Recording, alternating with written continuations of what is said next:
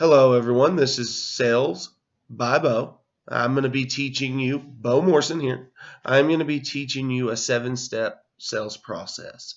It's going to be based off of the car business because I believe that if you can overcome the boundary of being a liar and a cheater and a thief to your customer when they very first meet you, and still close a deal and build a relationship with that customer for retention business, which is the most important part of sales, building retention, then I think you can sell anything. And the reason retention is so important, and I think it's probably the number one most important thing in sales, is building relationships and retention business, is because you can be the biggest bullshitter on the face of the earth and sell 1 million of your product that you're selling. But the only way to sell a blue million or have that retention business for later down the road and it's money for the future is to build an actual relationship. Don't lie, don't cheat, don't steal. It's very simple. So your first step in that 7-step process, 2 sales, which is what I'm going to be going over today. I've shortened a 14-step sales process that most sales, any product you're selling or any type of sales, is going to have usually a 14-step process.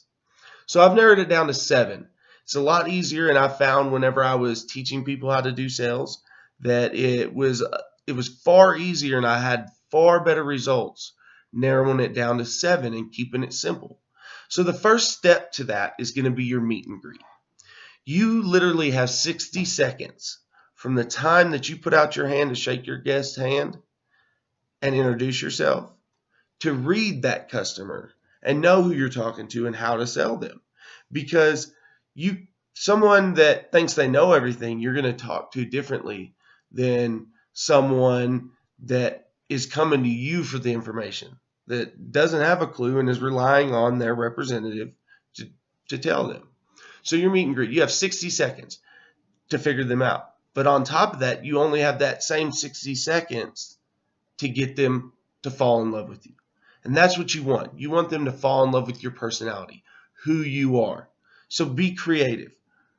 Come up with new ways and new phrases. Okay? So after the meet and greet, after that 60 seconds, you're going to have the issue. That's number 2. Issue, a lot of people get the second and third step confused because issue and then the third step is wants and needs. Total different. Issue is why. Why are they there? In the car business, say they pull up in a Nissan Maxima. Okay? You go out, you introduce yourself. Hi, my name's Beau. My name's John, blah, blah, blah. Weather's great, whatever. Then you would go into, I seen you pull in the Nissan Maxima. You looking to trade out of it today? Oh, well, yeah, I don't know if we'll trade or if we'll just sell it on our own, but we've got our third kid on the way. We need something bigger. So that tells you you're probably going to be in a midsize SUV.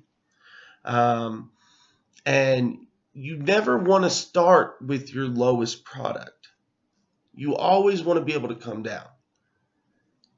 And humans are robots. They can be psychologically programmed. Okay? So when someone's giving you all the information of their wants and needs now, because you already went over the issue, they're having a third kid, they're needing a bigger vehicle. So now you're looking into wants and needs.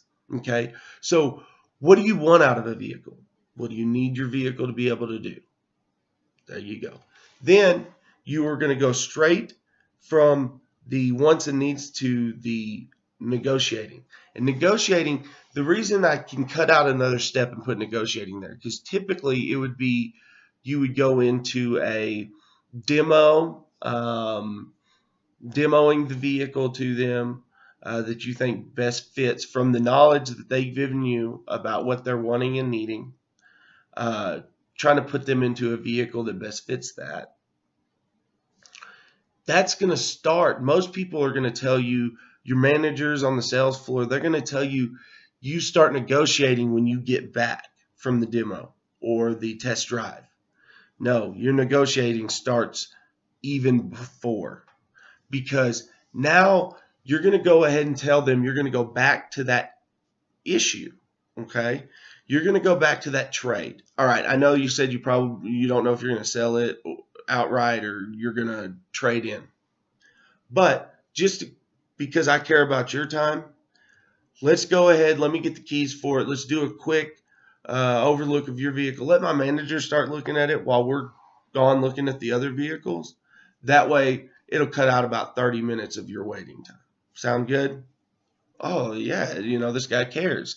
All right. So then you're going to start evaluating their trade. That's the very beginning of your negotiating. Okay. So you're going to go into just doing a walk around of their vehicle with them. Then you're getting the VIN, the miles. And as you're doing the walk around, you're finding every little thing. I don't care how small it is. It could be something will just wipe off with your hand, but you see it and it looks like a scratch or it looks like a ding. Don't even say anything. Just point at it and then keep walking. They're going to bring it up. Oh, yeah, my wife, she actually drove that vehicle. They're going to start scratching their neck and they're going to start, you can tell they're trying to cover things up. Oh, she just opened her door and somebody, or, oh, she just, it was our mailbox. It wasn't turned in. It's not going to be clean Carfax. And people are going to tell you clean Carfax all the time.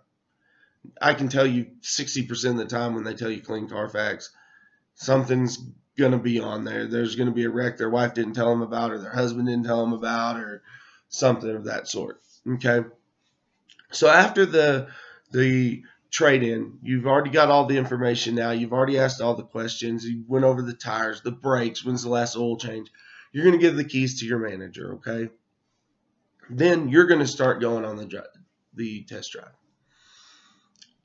Guaranteed within the first 3 minutes, there's going to be something come up about the sticker price. What's the sticker price on this thing? You know what? Don't even worry about it. I'm going to give you such a great deal, it's not even going to matter. Nothing's a big deal to your customer unless you make it a big deal. So anytime you see a situation where there's a stump coming up or a hurdle you're going to have to overcome, make it not a big deal. Oh, not a big deal. Just follow me. Okay? Best word of advice I can give you. All right. So then you're going to start trying to pry in. Well, how much were you thinking about getting for yours? Have you done any research? Do you know what your vehicle's worth? They're going to go. They're either 9 times out of 10, they're going to lie to you. They're going to tell you it's worth 4 or 5 more grand than it's really worth. Okay. So then you get back. Now the real negotiating starts, because now that you know that you've made them fall in love with the vehicle, they have to have it. They got to have it. It's all they've ever wanted, and nothing else will do. Okay? And that's how you have to present it. So knowledge is key. Knowing your product. You have to use that knowledge to make them fall in love with what you're selling them, what you're trying to sell them. So you get back. Now, you should already know roundabout what they're looking to get for their vehicle. They're always going to say they went on Kelley Blue Book. Well, sir, just make a joke. Well, sir, Kelley Blue Book was created in the West Coast, and it was never created to sell vehicles. It was actually created for the DMV, and so Kelley Blue Book's never bought or sold a car. So how are they going to tell us our worth? Dude, say it with some type of funny spin. All right. So now you're sitting down, and this is a key point, because what I mean by being successful in car sales is being able to hold your gross. Hold the amount that you are pricing the vehicle at.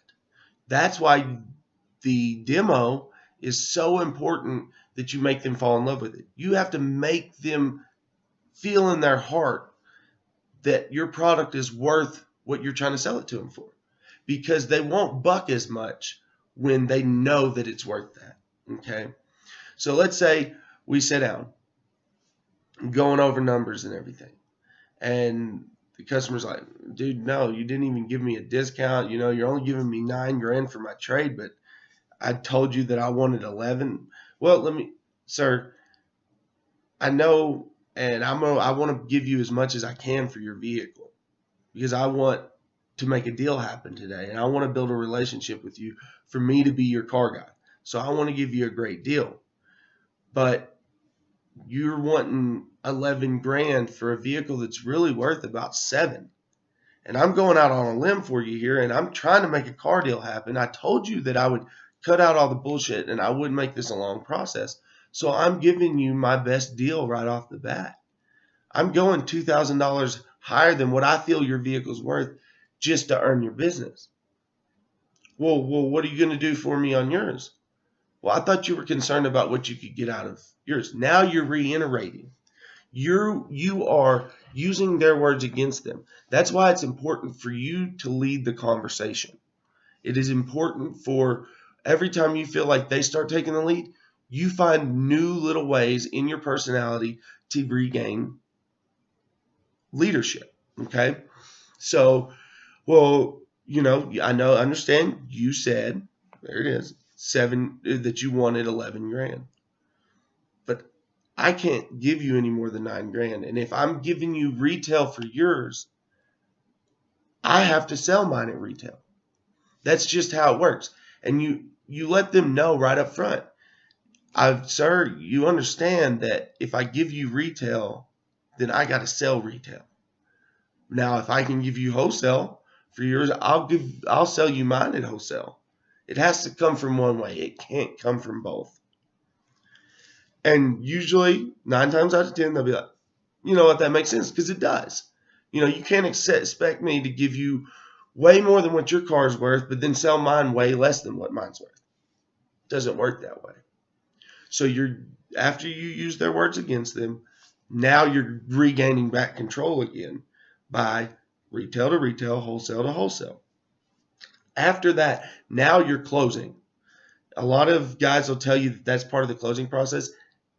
This whole process is part of the closing process. But now you're hard closing.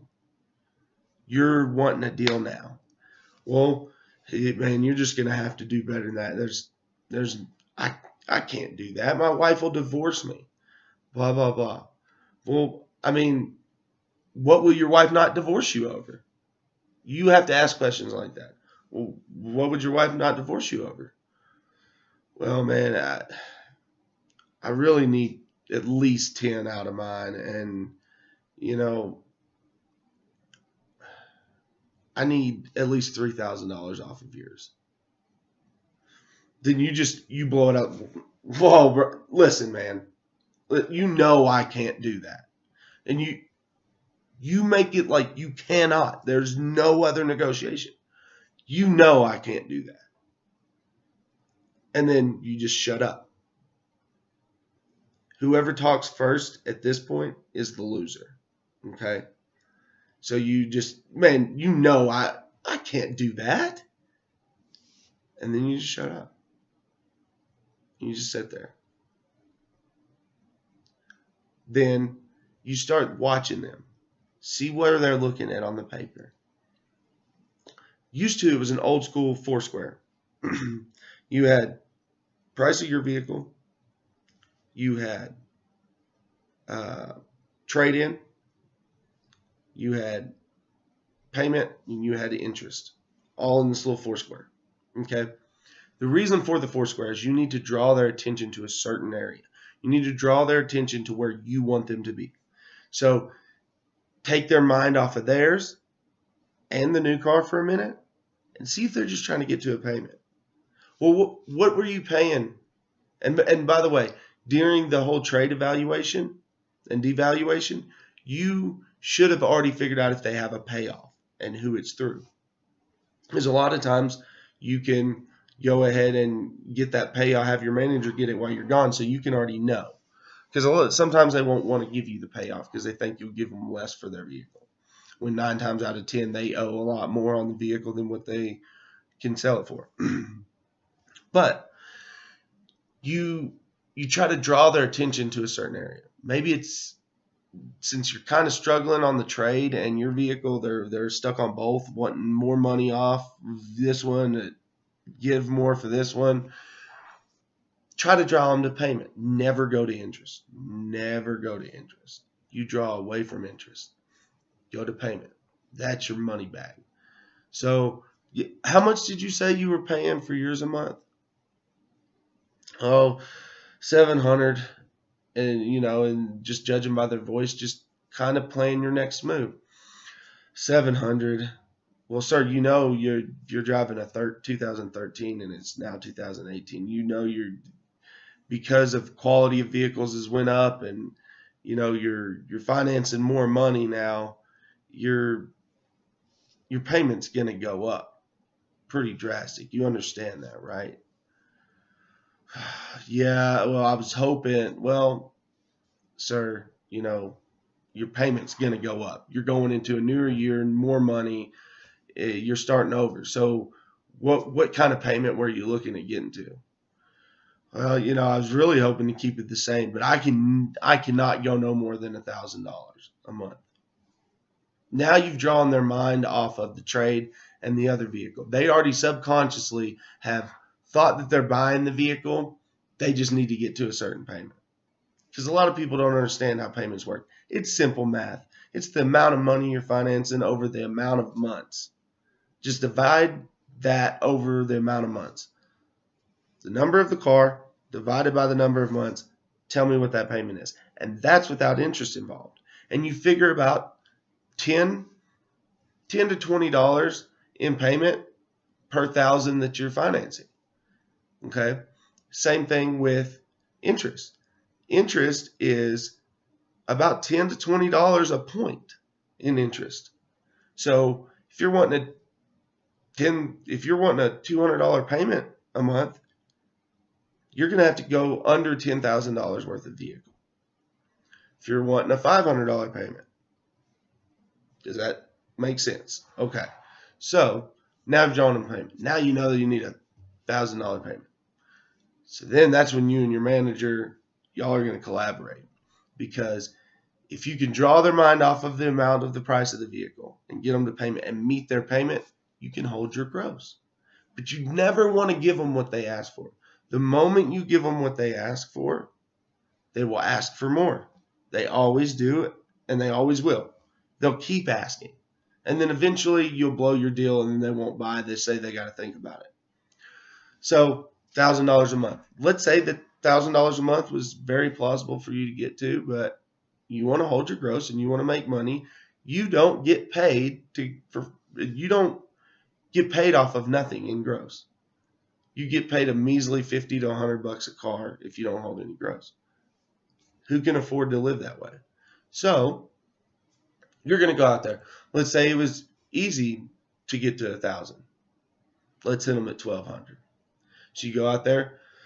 Listen, man, I'm really excited. I think you're really going to love this. Congratulations. You go to shake their hand like they've already bought it. They shake your hand. They subconsciously bought it. They know in their mind that this is about to be a great deal that you're about to give them. Listen, I was able to give you 10, still give you 10 for yours. I can get your payment at $1,200 a month. And then just shut up. Don't say another word. First one to talk loses. So you sit there and you'll sit there for a good while. I've sat there for 5 to 7 minutes before. Not a word said. Just sitting there staring at the paper. They'll either say, you know what? Let's do it. Let's get it over with. 9 times out of 10, that won't happen, though. They're going to go, man, listen, I told you I wanted to be the same payment, and I couldn't go over no more than 1,000, and you're hitting me with 1,200. Man, my wife's going to divorce me over that. Man, I'm really working for you here. I'm really sticking my neck on the line. I begged my manager. I even told him that I would take a smaller amount on selling the vehicle if I could get you to that payment. So help me out a little bit, man. Like, what would your wife live with? Maybe if we could get it down another $100. So, man, I don't know that I can. I'm not going to make any promises. But I'm going to go talk to him. If I can get him to go to $1,100 a month, you'll sign the papers today. And then you just stick out your hand. Don't say a word. Don't do anything else. Hold your hand until they shake it. Shake your hand. All right, got a deal. Go back. Talk to him. of course, you already know you could do it, but y'all are going to talk. He's going to tell you, and you're going to think he's being a jerk. He's going to tell you to hit them at 1150. And I 100% agree. Because now you've bumped them from, they already were only paying $700. You bumped them up to $300 right off the bat, $300 more. Then, on top of that, you came back and bumped them another 100. You're a fucking beast. Keep going. Hold your gross. Hold your gross. Hit them at 1150. Man, listen, congratulations. You got a new car. I got him all the way down to $1,150. They're going to go, don't talk. First one to talk loses. That's why you keep gaining ground. You're letting them make the decision that you wanted them to make. You've set them up for this, and they talked first. They've lost every time. Then your final step, you've closed the deal now. You've shown them all the extra products you could sell them, blah, blah, blah, sold them car care, whatever you want to call it, permaplate. Then they go into the finance office. Always talk up your finance department, because now they're so exhausted from buying from you. But the finance department can still make more gross in the back. Set them up. Talk about why you know them. My buddy Calvin that taught me this 7-step process, I always just talked about how great friends we were, you know, things that he had done for me in the past or I'd done for him in the past, and, you know, what a great guy he is, stand-up guy, family man, all of that. Now they're going in all excited to meet Calvin. And at that point, I would go introduce them to Calvin, to the finance manager, long before they go in there, while he's getting them ready. Because there's going to be a 20 to 30 minute delay for them to go into the office, because he's got to get everything uploaded into his computer from the other software and everything. But after that, now you're done your final step, or actual sales step. Now you want to build your retention business. You've built a relationship. They trust you now. They bought the vehicle. You've gave them the best great deal, blah, blah, blah. Ask for references right then and there. You can double your sales per month just by your retention, by following the same steps every time. And at the very end, do retention. Maybe it's asking for referrals right then. Do they know anybody that might want to buy a vehicle? Offer them, tell them, you know, for every customer that you send me that buys, I'll give you a $100 kickback of what we call a bird dog in the car business. And then follow up after the sale. Follow up 2 days out. After they bought it, 2 days later, I would always follow up. Hey, how you doing? How you loving it? Blah, blah, blah. Just want to make sure you're okay. Everything's all good, I'm sure. You know, da-da-da-da. Call me if you need me. I'm here for you. I work for you now. Blah, blah, blah. That way, they like you enough, trust you enough that they're going to come back to you next time they want to buy a vehicle. Or if their sister wants to buy a vehicle, their grandma, their brother, their dad, they're going to send them to you, because they're going to say, listen, I really trust this guy. He or gal, he treated me, she treated me very well. Very fairly, gave me a great deal, said that he would do it for her or she would do it for whoever. I send them. There's your retention business. Money for the future. Thank y'all very much for joining me today. I hope I was insightful. These videos will get smoother and less of the chit chat, mess up, stuttering and everything as I go. But this is my first one. Bear with me. I promise I have a lot of knowledge out of my 9 to 10 years of being in sales and management. I can teach you how to be very successful in sales. We're going to also go over marketing in some videos, your own web design, all of that. So thank y'all. Join me next time. Sitesbybeau.com. If you need any websites, you need any motivation, you have any questions, sitesbybeau@gmail.com. Thank you.